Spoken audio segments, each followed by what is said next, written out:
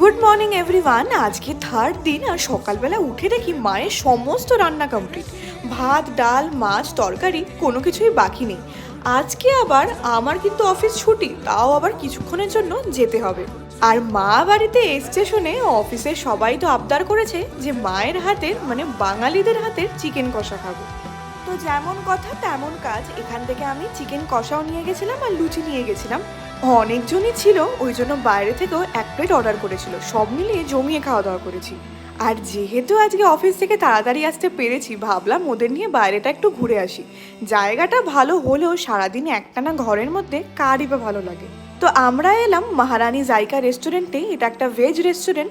এখানে আমি আগেও এসেছি অয়নের সাথে। এখানকার অ্যাম্বিয়েন্স প্লাস খাওয়া দাওয়া ভীষণই ভালো। তো আমরা এখন বসে ডিসাইড করছি যে কি কি অর্ডার দেব। আমার তো এখানকার খাবার বেশ ভালোই লাগে, দেখি মা আর বোনের ভালো লাগে কিনা।